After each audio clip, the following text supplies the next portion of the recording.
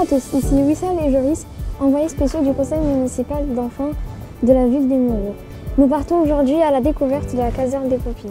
Pour en apprendre un peu plus sur ce lieu, nous allons donc à la rencontre du capitaine Rémi. Bonjour. Bonjour les enfants. Bonjour monsieur, vous êtes capitaine à la caserne des Mureaux. Depuis quand la caserne existe-t-elle? Alors la caserne des Mureaux se trouve ici depuis les années 1980 et on l'appelle maintenant un centre de secours principal. Puisqu'auparavant il était communal et maintenant on dépend de l'entité du service départemental d'incendie et de secours des Yvelines. Alors nous sommes 50 sapeurs-pompiers professionnels et 60 sapeurs-pompiers volontaires qui permettent tous les jours d'avoir 15 personnes, 15 sapeurs-pompiers formés, de garde ici dans le centre de secours. Quelle est la différence entre un sapeur-pompier volontaire et un professionnel?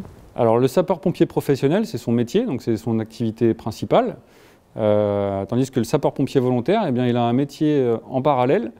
Et puis il fait ça, c'est un acte, un engagement citoyen, et il donne de son temps disponible pour venir assurer ici des permanences, des gardes avec nous, et assurer les mêmes interventions que les sapeurs-pompiers professionnels.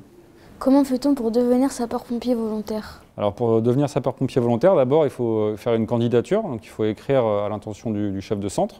Et puis après il y a un parcours de recrutement qui passe par des épreuves physiques, sportives, également un entretien. Et puis, si l'aptitude médicale et que tous les paramètres sont remplis, eh bien, vous intégrez un circuit de formation pour apprendre le métier de sapeur-pompier. Depuis combien de temps travaillez-vous ici? Alors, je suis chef de centre du centre de secours principal de Mureaux maintenant depuis 1 an. Donc, j'ai le plaisir et l'honneur de commander cette nouvelle entité.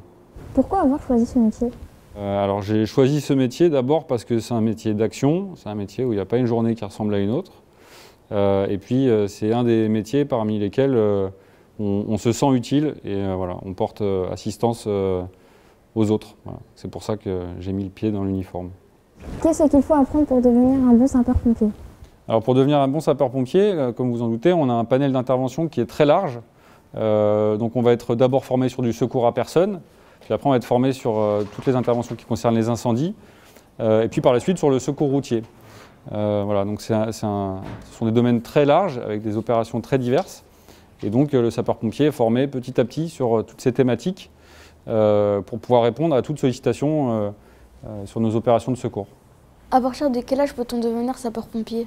Alors on recrute nos sapeurs-pompiers volontaires à partir de 18 ans dans le service départemental d'incendie et de secours des Yvelines. Pour ce qui est des jeunes sapeurs-pompiers, on recrute des jeunes sapeurs-pompiers entre 13 et 15 ans. L'objectif étant de les amener dans leur cursus jusqu'à l'âge de 18 ans pour intégrer la qualification de sapeur-pompier volontaire à l'issue d'un brevet.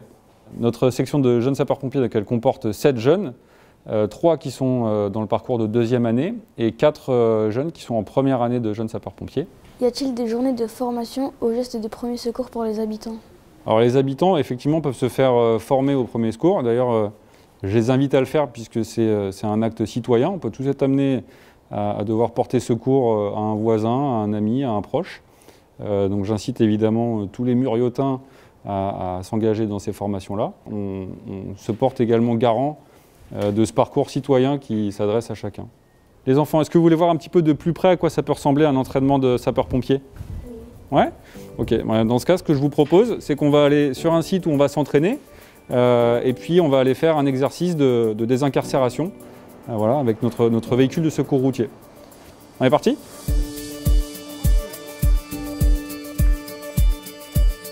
Donc ce qui va se passer, c'est que je vais vous proposer de vous mettre dans le véhicule comme si vous étiez accidenté et c'est les sapeurs-pompiers des Mureaux qui vont venir désincarcérer le véhicule pour vous en sortir, vous en extraire.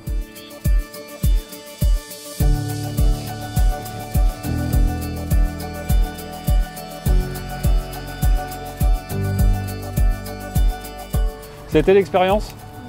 Ouais. Bon, ce que je vous propose, c'est qu'on arrête un petit peu l'aventure là, et puis on va répondre aux dernières questions si vous en avez. À propos de la caserne, dans quelle ville vous intervenez? Alors nous intervenons sur 13 communes autour des Mureaux. Alors principalement nous intervenons sur les Mureaux et Melan, en majorité. Mais sinon on intervient jusqu'à Vaux-sur-Seine pour le nord-est, jusqu'à Jambeville également, et au sud on intervient jusqu'à Équevilly. Après on peut intervenir en renfort de d'autres casernes pour des grosses interventions sur des communes un peu plus lointaines. Lors d'une intervention, combien de temps vous mettez pour vous rendre sur place? Alors combien de temps on met, ça va dépendre déjà d'où se trouve l'intervention. En ville, nous sommes contraints d'arriver en moins de 10 minutes. Et je dirais en milieu rural, on a un objectif de maximum 20 minutes pour arriver sur les lieux. Combien faites-vous d'interventions par an? Alors en 2020, les sapeurs-pompiers des Mureaux ont réalisé 5700 opérations de secours environ. En quoi consistent ces interventions? Alors pour 75% d'entre elles environ, ce sont des interventions de secours à personne. 10% concernent des interventions pour des incendies. Et puis le reste concerne des accidents de la circulation pour 5% de nos opérations de secours. Vous devez avoir beaucoup de véhicules pour réaliser toutes ces interventions.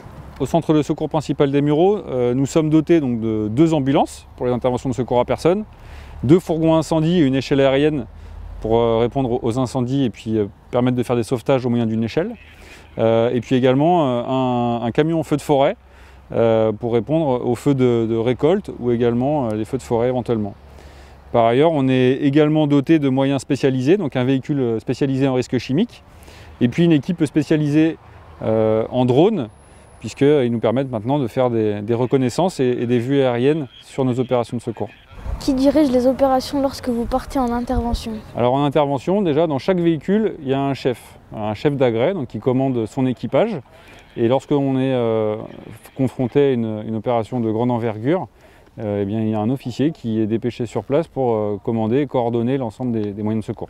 La crise sanitaire a-t-elle changé votre travail? Alors, la crise sanitaire, elle a changé notre travail d'une certaine manière, puisqu'on a été confronté aux risques biologiques, donc on a eu des nouvelles procédures, des nouveaux protocoles.